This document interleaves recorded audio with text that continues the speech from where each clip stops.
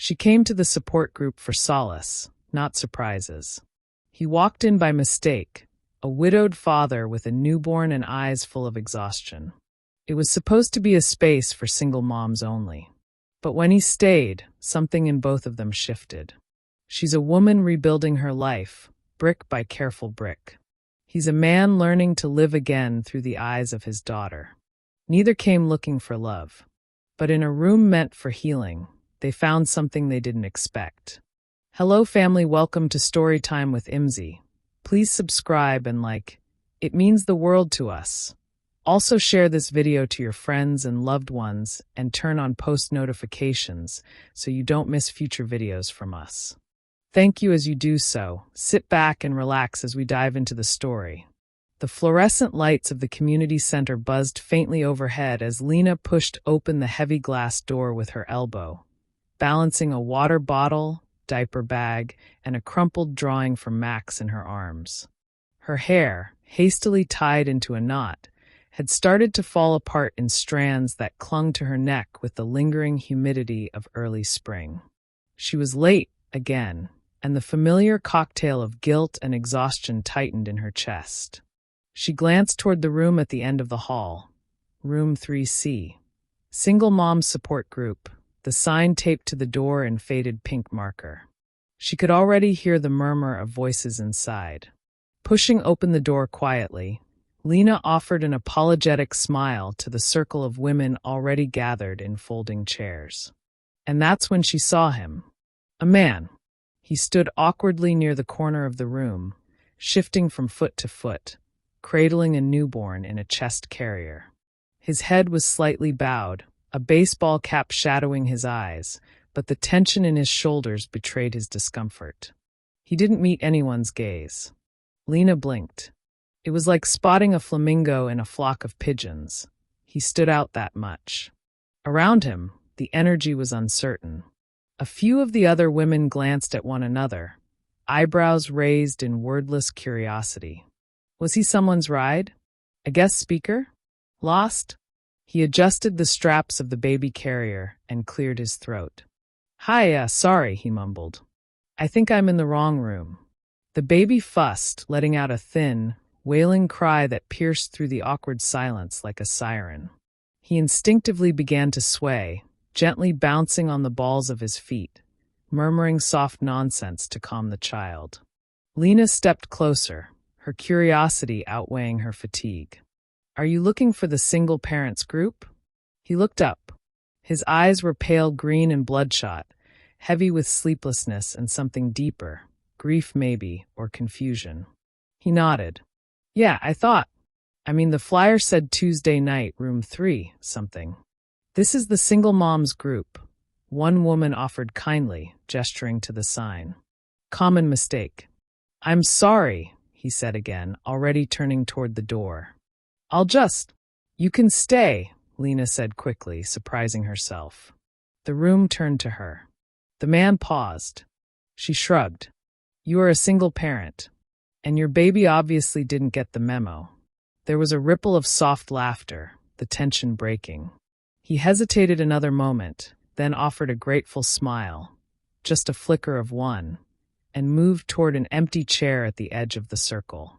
Jack, he said as he sat, adjusting the baby so she lay more comfortably against his chest. My name's Jack. This is Emma. Lena sat 2 chairs away, feeling a strange shift in the room's rhythm. Emma's cries subsided, soothed by the warmth of her father's voice and body. Jack looked like he hadn't slept in a week. He probably hadn't. One of the facilitators gently resumed the group session, moving through the usual check-ins, but the air held a new kind of energy, curious, hesitant, and undeniably changed by the presence of the man who had walked through the wrong door. But Lena wasn't so sure it was the wrong door after all. The next Tuesday came quickly, though not quietly. Jack had barely made it through the past week. The baby had developed a persistent rash on her cheeks. She'd been crying more than usual, and his pediatrician's advice, "It's probably colic," felt less like a diagnosis and more like a sentence. He thought about not going back. He'd already felt out of place, like a guest who had accidentally stumbled into someone else's private grief and was too awkward to excuse himself. But something about that woman, Lena, he'd learned her name by the end of the night, stayed with him. Her voice had cut through the room with quiet authority, not scolding, not pitying, just warm. So he went back. He arrived early this time. Emma was still asleep, miraculously, her little fist curled near her chin in the sling across his chest. The lights in the room buzzed overhead again, just as before. He chose the same chair in the corner deliberately and exhaled slowly as he sat down. 15 minutes later, the door opened and Lena walked in, holding her son Max's crayon drawing like it was a resignation letter. Her eyes were tired, the kind of tired that only single parents could recognize in each other. But when she saw him, her face shifted, recognition, then a small, almost imperceptible smile. "You came back," she said, approaching. "Apparently, I'm a glutton for punishment," he said dryly. "Either that, or Emma's trying to kill me with sleep deprivation." "She wouldn't be the first baby with that goal," Lena said. Max nearly succeeded. She sat next to him this time, close enough that he could smell the faint citrus of her shampoo. There was something oddly grounding about it, normal, human. Jack hadn't had a real adult conversation in days that didn't involve insurance calls or pediatric hold music. As the meeting began, the women went around the circle, speaking candidly about their weeks.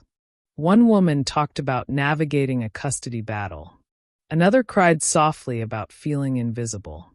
Lena spoke about Max's refusal to eat anything green and Ellie's growing suspicion that all adults lied. When it was Jack's turn, he shifted uncomfortably. "I'm not really sure what to say," he admitted.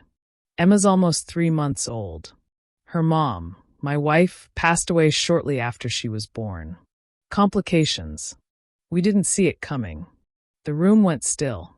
Not tense, just quiet. A respectful silence. Jack swallowed, eyes focused on the pattern in the cheap carpet. "So now it's just us. I don't know what I'm doing. I read everything. I watched videos. Nothing prepares you for how loud a baby can scream at 3 in the morning when you've already tried everything." He laughed once bitterly. "And how lonely it is to hold a baby and realize no one's going to walk through the door and tell you you're doing okay." Emma began to whimper, as if on cue. Jack instinctively started to bounce, softly shushing her. "Do you want me to try?" Lena asked. He looked up, startled. "What?" "I've got 2. I've still got the shoulder for it," she said, opening her arms casually. Something in him wanted to say no. It felt too vulnerable, too intimate, but instead he unbuckled the carrier gently and handed the tiny bundle to her. Emma fussed for a second, then melted against Lena's chest like she belonged there. Jack blinked. "How did you do that?" "Years of practice," Lena said with a wink, gently swaying side to side. The group continued talking, but Jack didn't hear much of it. He watched Lena with Emma, watched how naturally she shifted her stance, how she whispered without baby talk, how she adjusted the blanket to cover Emma's arms. She looked down at the sleeping infant, then glanced at Jack and said softly, "You're doing better than you think." No one had said that to him. Not once. Not even himself. In that moment, something loosened in Jack's chest. A knot of tension he didn't know he'd been carrying finally gave a little slack. Maybe this wasn't such a bad room to walk into after all. The coffee shop was one of those places that tried too hard to be cozy. Chalkboard menus. String lights. Wooden tables that looked reclaimed, but were probably just distressed on purpose. Lena stood in line, bouncing lightly on her heels, half listening to Max complain about the lack of donuts and half watching the door. He was late. She wasn't surprised. Jack had texted 5 minutes ago that Emma had had an epic diaper blowout just as they were leaving the house. She could practically hear the panic in his typing. She smiled at the thought. Only a single parent would respond to a coffee invitation with "sure" if no bodily fluids explode between now and then. Max tugged her arm. "Mom, I'm bored." "You're alive, so I'm already winning today," Lena replied dryly. The bell above the door jingled and in walked Jack, his flannel shirt slightly askew, Emma tucked into the sling across his chest, a burp cloth dangling from one shoulder like a defeated flag. His hair stuck up in a few places, the consequence of whatever battle had preceded their arrival. Sorry, yeah. She did that thing babies do where you wonder if it's a diaper or a declaration of war, he said, rubbing a hand over his face. Been there, Lena said, grinning. Once, Max projectile pooped onto a wall. Max beamed. I did. Proudest moment of your babyhood. They sat at a small round table near the window. Emma was dozing now, soothed by the warmth of Jack's chest and the steady movement of being carried. Max scribbled on a napkin with a crayon he found in Lena's bag, leaving the grown-ups to an unspoken breath of calm. Lena sipped her coffee and leaned back. So, you survived the week? Jack chuckled. Define survived. I ate 6 cold slices of pizza and cried during an episode of Sesame Street. She laughed, full and real, and Jack found himself leaning into it. He hadn't laughed like that since before. Emma won't take a bottle, he said, which means sleep is a luxury I've only heard about in legend. Also, did you know babies can develop opinions about pacifiers? Like, actual preferences. I bought 4 different brands. She rejected them all like a tiny queen dismissing inferior servants. Lena raised an eyebrow. Have you tried sticking it in your mouth first and then giving it to her? Jack blinked. What? She might take it if it smells like you. Babies are weird. He stared at her. That's disturbingly brilliant. She shrugged. Single mom pro tip number 17. They fell into a rhythm. Funny stories, war tales of tantrums and pediatrician visits, trade-offs between screen time and parental sanity. It was effortless, the way the conversation moved. No awkward silences.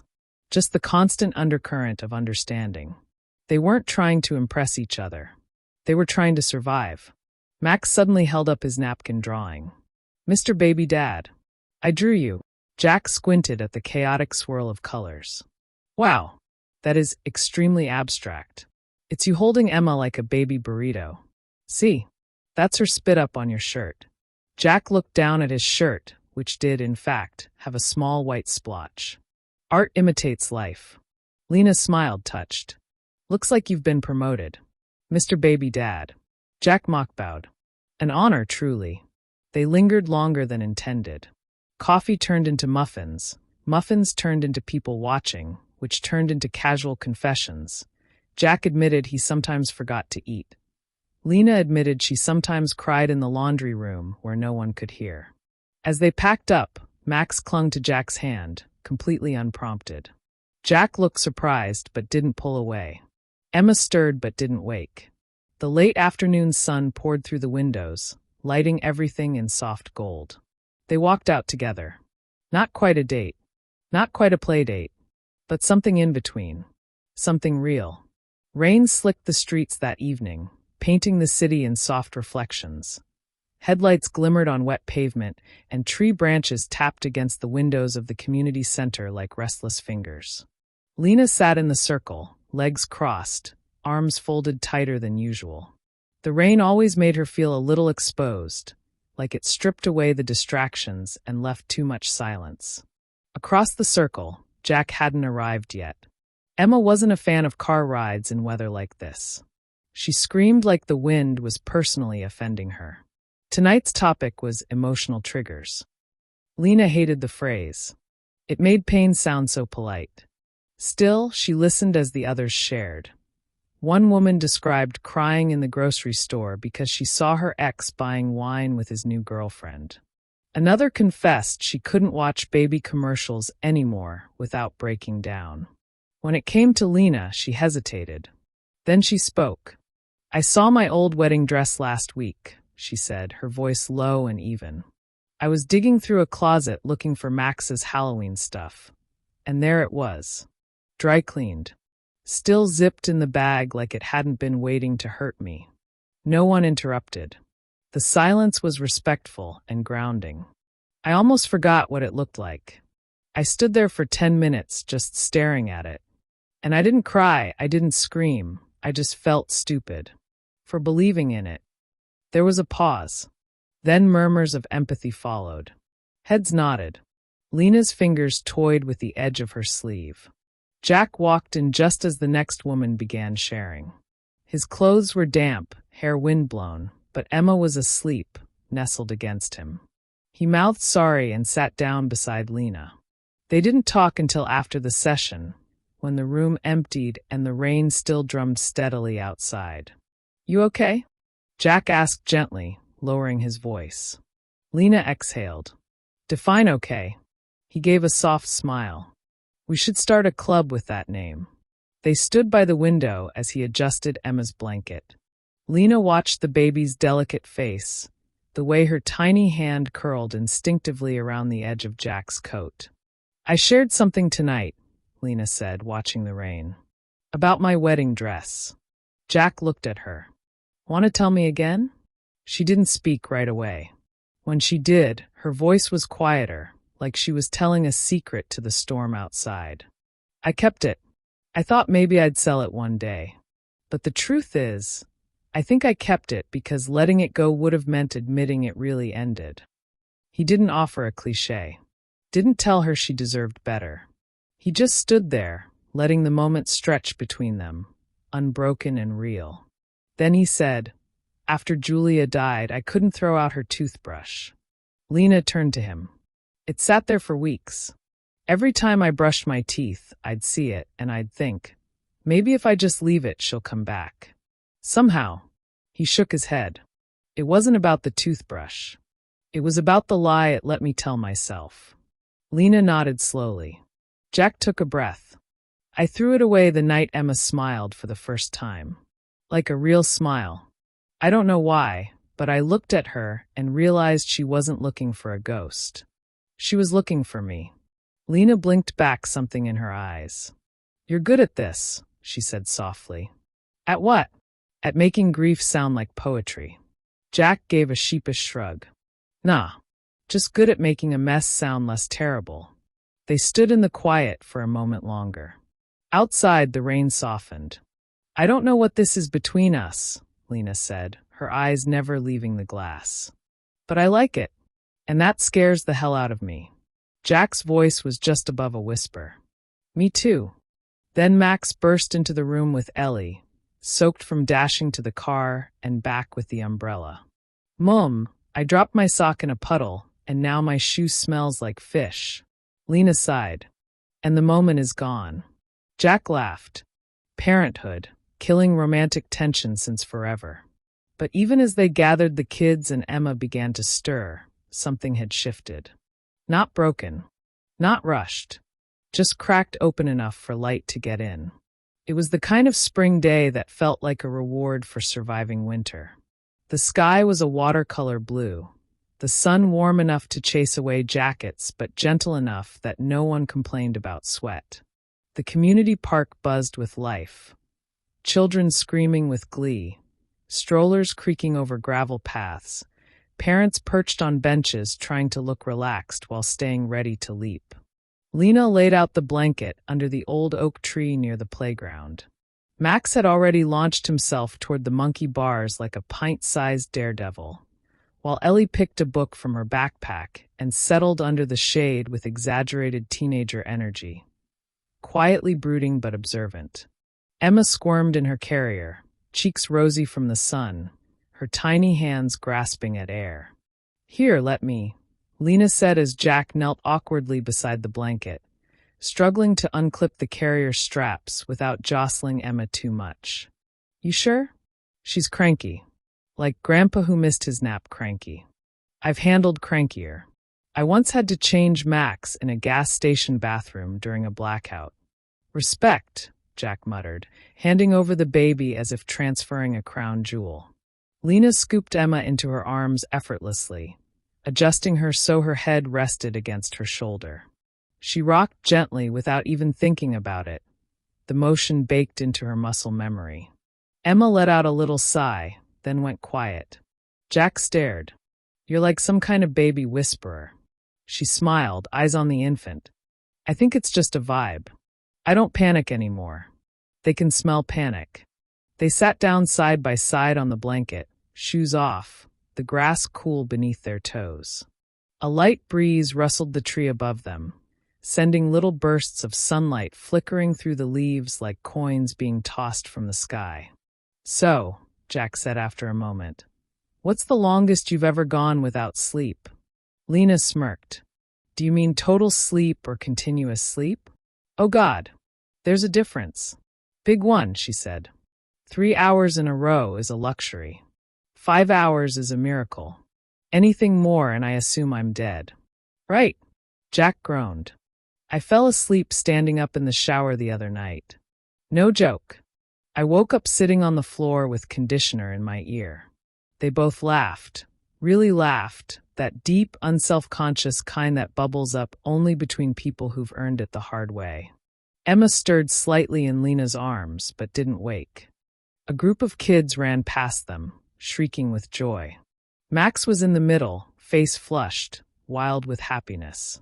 He paused only to wave at them and shout, "Mr. Baby Dad, watch this," before flinging himself down a plastic slide with zero regard for personal safety. Jack waved back. "That name is never going away, is it?" "I think you're stuck with it now," Lena said. "It's kind of perfect, honestly." He looked at her then, really looked at her. Sunlight dappled across her cheek. Emma nestled against her like a natural extension of herself, laughter still lingering at the corner of her lips. Something in his chest tightened, then softened. "I like this," he said quietly. Lena turned to him, caught off guard by his tone. "This thing," Jack continued. "You, me, them. All of this chaos. It feels like not drowning."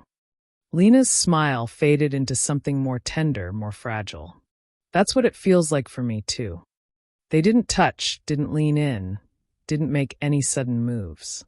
But the air between them shifted again, closer, thicker, warmer. Like the breath before a kiss. Or the moment you realize your life is gently turning in a new direction, and you can't remember when it started. Ellie looked up from her book, narrowed her eyes at them, then rolled her eyes with a huff that only 12-year-olds can master. "Are you two gonna, fall in love or just stare at each other forever?" Lena's face flushed. Jack blinked. Max yelled from across the field, "Fall in love. It sounds fun." And that did it. Lena and Jack both cracked up, their laughter echoing across the park as Emma stirred, then settled again in Lena's arms like she, too, belonged exactly where she was. The trouble always starts quietly. For Jack, it began with a phone call. He almost didn't answer. It was an unknown number, and Emma was finally asleep in her bassinet after what felt like an entire afternoon of screaming. But something in him, some leftover habit of responsibility, made him swipe to accept. "Jack Reynolds?" the voice asked, clipped and formal. He knew the voice before the name came. "Linda, Julia's mother." His heart sank. "I've been trying to reach you for weeks," she said. Jack stepped outside, closing the door quietly behind him. The air was cool, the kind that smells like blooming things and old regrets. "I've been busy. She's my granddaughter. We have a right to see her." Jack sat on the steps, eyes fixed on a crack in the concrete. "You didn't come to the hospital. Or the funeral." There was silence on the other end of the line, heavy and sharp. "We were grieving, too," she said finally. "Now we want to be involved. Legally, if necessary." The word hit like a slap. Jack closed his eyes. Emma had just started smiling with her whole face. She was barely 3 months old. She didn't know what court papers were, but Jack did. He knew what custody hearings could do to a child, how they tore people apart even when everyone swore they were doing it for the good of the child. He didn't want Emma's life to start with a war. For Lena, the ghost came in the form of a message notification. A name she hadn't seen in a year, Tyler. It was a simple text. "Hey, been thinking about the kids. Would love to talk." She stared at it for 20 minutes before responding with one word. "Why?" The next day he called. And this time she did answer. Tyler's voice hadn't changed. Still smooth, still charming. The kind of voice that made you question things you already knew to be true. He talked about mistakes, about therapy, about getting clarity. He said he missed Max's birthday. Said he hadn't realized how much he'd messed up until he saw an old photo of the four of them at the beach. "You look happy now," he said. Lena paused. "I am. With someone." She hesitated. "Not officially. Do I know him?" "No. You lost the right to ask those kinds of questions." Still, the words lingered after the call ended. Like a splinter. She hated how fast he could shake her confidence, even after everything. She hated that she wondered what he'd say if he knew about Jack. About the baby. About the way her kids had started asking for Mr. Baby Dad, before they even finished their cereal in the morning. They met at a quiet diner a few days later, rain smearing the windows like watercolor.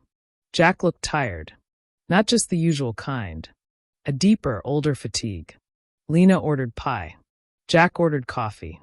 Neither of them touched their plates. "She called a lawyer," Jack said finally. "Julia's mom." Lena's stomach tightened. "What does she want?" "Custody. Visitation. Maybe more. She says she wants to help raise Emma." He ran his hands through his hair. "I don't think she's trying to steal her or anything, but I don't know her." Julia barely spoke to her. "Do you want them in Emma's life?" Jack didn't answer right away. His fingers curled around the coffee mug like he was trying to find something solid to hold on to. "I don't know what I want. I just want to protect her." Lena reached across the table, covering his hand with hers. "I get it," she said. Tyler reached out too. Jack looked up sharply. "What did he say?" "That he's changed. That he wants to see the kids." She took a shaky breath. "And the worst part, I can't tell if I'm afraid he hasn't changed or afraid he has." They sat in silence for a moment, the sounds of clinking cutlery and quiet music filling the space around their thoughts. Jack spoke first. "Maybe this is the part where it gets hard." Lena gave a hollow laugh. "This wasn't hard already? I mean us. Whatever this is. Maybe it was easy because it was new. And now the ghosts are back. And the past wants its place at the table again." Lena nodded slowly. "Yeah, it does." He looked at her then, eyes raw. "Do you still want to do this?" Her answer wasn't immediate. It wasn't impulsive.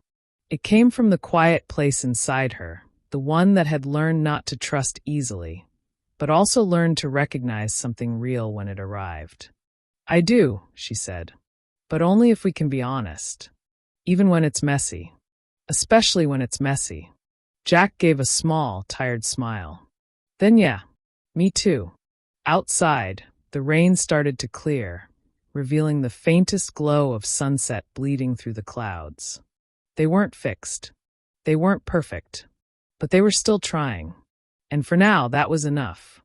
The chairs were already set up when Jack walked into the support group room, Emma tucked close against his chest. It had been 3 weeks since he last came. 3 weeks filled with phone calls, paperwork, legal consults, and a blur of long nights when Emma refused to sleep unless she was in his arms. He didn't recognize some of the women in the room. There were new faces. Maybe that's why he hesitated at the door. Or maybe it was because Lena wasn't there yet. He'd thought about canceling, staying home, putting this part of his life on pause until things calmed down. But he didn't. He couldn't. He needed to say something. Emma stirred softly, a small grumble against his chest, and he kissed her forehead out of habit. "Just a minute," he murmured and stepped into the room. The conversation died down as he entered. A few people greeted him with warm nods, others with polite curiosity. He gave a small smile and sat in the same corner seat he always had, rubbing Emma's back like it was a ritual. Then the door opened and Lena stepped in. She looked surprised to see him, and relieved. Their eyes met briefly, and that was all it took. A silent conversation in a single glance. She took the chair beside him. The group facilitator, a soft-spoken woman named Rachel, began the session. It was one of those rare nights when the room felt unusually still, as though everyone had come carrying something heavy they didn't quite know how to unpack. "Tonight," Rachel said, "we're going to open the floor. No prompt. Just say what's on your heart." Jack's hands tightened slightly around Emma. Then he cleared his throat and stood. Lena looked up at him, brows raised in surprise. He didn't look at anyone at first, just at the baby in his arms. "I wasn't going to come tonight," he said quietly. "I almost stayed home. Because honestly, it's been a hard few weeks. Lawyers, court documents, unwanted memories, and a lot of nights feeling like I'm back at square one." The room was silent, attentive. But I remembered something Lena said to me the first time I showed up here by accident. She said, "You're a single parent. You belong here." He looked at her then, directly, fully. And her breath caught. And I didn't know it at the time, but that moment changed everything for me. I thought I was alone. I thought I was supposed to do this on my own. But it turns out parenting is brutal. And grief is brutal. And doing both at the same time? It breaks you. Then breaks you again. He took a breath. Emma stirred, let out a soft sigh, and fell still again. But then Lena picked Emma up like she'd done it 100 times. She didn't ask. She didn't hesitate. She just held her. And it was the first time in months I didn't feel like I was drowning. The room was still. Jack continued, voice steadier now. "She didn't rescue me. No one here is here to be rescued. But she saw me. And that saved me in a way I didn't expect." A soft sound, half a sob, escaped from someone across the room. Jack smiled gently, blinking back something in his eyes. "So yeah, I came back tonight because sometimes the only thing holding us together is someone reminding us we're not alone. So thank you, Lena, for reminding me." He sat down slowly. Lena stared at him, eyes glassy, lips slightly parted like she wasn't sure whether to cry or kiss him. Rachel murmured, "Thank you, Jack," and the group quietly transitioned into its usual rhythm. But the energy in the room had changed, thicker, warmer, more present. Lena didn't speak for a while. She didn't need to. Later, after the meeting, they walked together to the parking lot under the fading violet sky. Emma was asleep in her car seat, and Max and Ellie were at home with Lena's neighbor. It was just them. Lena broke the silence first. "You meant all of that?" Jack looked at her. Every word. She nodded, looking at the stars just beginning to appear. "I'm not good at letting people in. I've built so many walls I forget where the doors are." He stepped closer, hands in his pockets. "Then I'll knock until you remember." That made her laugh, soft and disbelieving. "You're ridiculous." He smiled. "You're beautiful." She didn't say anything. She just reached for his hand. And he let her take it. Not everything had to be fixed. Not every ghost had to be banished tonight. But for now, in this moment, they weren't alone. The kitchen smelled like cinnamon and chaos. Ellie was sitting at the table, trying to tutor Max on long subtraction and barely resisting the urge to scream. Max was dramatically flopping across his workbook like it was medieval torture. "I don't get it. Why does the 8 have to borrow from the 9? Why can't it just use a calculator?" Jack peeked around the corner from the stove, baby Emma balanced on his hip, a whisk in the other hand. "Because calculators are for quitters, Max." Max groaned. "Then I want to be a quitter." "Not before breakfast, you don't." Lena walked in just in time to steal a piece of cinnamon roll from the pan. "Unbelievable," Jack said. "That's the middle piece. The sacred middle piece." She bit into it unapologetically. "Consider it rent for letting you live in my kitchen 4 days a week." He smirked. "I do all the dishes. And I built that IKEA shelf you gave up on." She pointed the fork at him. "You glued it. That doesn't count as building." Semantics. They grinned at each other, a rhythm between them that had become second nature. It wasn't official. There were no declarations or Facebook posts. No ring. No promises made out loud. But something had grown between them. A new kind of family. It happened gradually, like Emma sleeping through the night, like Max learning to tie his shoes. Jack started staying for dinner, then breakfasts, then helping with school drop-offs. Ellie began leaving her books in his car by accident, and Max started referring to him as Coach Jack, even off the soccer field. There were bumps, of course. Co-parenting schedules, lawyer emails, a tearful phone call from Jack's in-laws after he finally agreed to let them meet Emma, with strict boundaries and Lena quietly holding his hand the whole time. But the weight didn't fall on just one pair of shoulders anymore. One night, while folding laundry, Lena caught herself humming. Just humming. For the first time in years. She looked over at Jack, asleep on the couch with Emma drooling on his shirt, and something clicked. This wasn't a rescue story. This wasn't a romantic comedy. This was real life, messy and unfinished, and still beautiful. Later, while cleaning out the hall closet, she found her old wedding dress in its zipped-up bag. She didn't cry this time. She didn't even open it. She just ran her fingers along the edge for a moment, and then let it go. Donated. Done. One Saturday in early summer, they all found themselves back at the park. Emma was crawling now, fast enough to terrify Jack, who insisted on hovering like she was made of glass. Lena just watched, amused, while Max and Ellie kicked a soccer ball back and forth, bickering like they invented the concept. Jack flopped down beside her on the blanket, panting from chasing Emma across the grass. "I used to think I knew what my life was supposed to look like," he said. "It didn't look like this." Lena raised an eyebrow. Disappointed, he looked at her, then at the kids, then at Emma, babbling happily to a clump of dandelions. "Not even a little," he said. There was a long, comfortable silence. Then Lena whispered, "Best accident that ever happened to me." Jack smiled. "Best mistake I ever made." And under the warm sky, with the kids laughing and the world moving on around them, they let that be enough. For now, and maybe forever.